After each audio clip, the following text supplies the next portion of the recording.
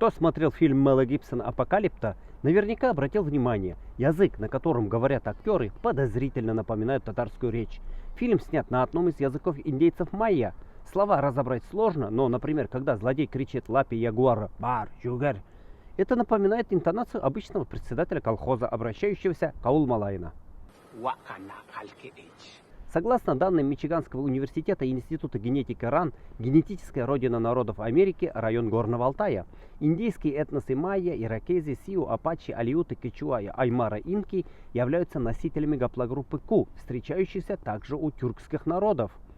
У казанских татар носителей этой гаплогруппы до 5%, у сибирских татар до четверти, у барабинских половина, у таболо-иртышских татар 38%. 25 тысяч лет назад нашим предкам стало тесно или любопытно, и они двинулись на северо-восток, достигли Чукотки, а оттуда до Америки рукой подать. Современная генетика подтверждает эту миграцию. Однако татары и раньше замечали возможное родство с американскими индейцами. В 1861 году американский лингвист Отто Рерик, обратив внимание на сходство между индейским и тюркским языками, написал письмо преподавателю Казанского университета Ибрагиму Хальфину, желая получить консультацию. К сожалению, к тому времени Хальфин уже скончался. На запрос ответил лектор университета Николай Ильминский. Собрав эти материалы, ученый Абрар Каримуллин в 1995 году выдвинул гипотезу о едином корне и выпустил книгу «Прототюрки и индейцы Америки». Итак, тюркские и индейские языки агглютинативные, без предлогов, с ударением на последний слог. Абрар Каримуллин приводит сотни примеров, сходных по звучанию и смыслу слов. «Хан, мин, теш, ике, эш, ой». У майя еш зеленый, у татар яшель, эш живот у нас эш, шап руби. Одинаковая и превосходная степень. Капкара очень черный, у сиу сапсапа.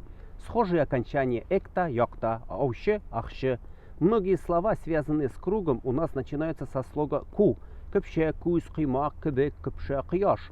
Ку считается древним тюркским корнем, связанным с солнцем. Отсюда и слово кын, означавшее солнце.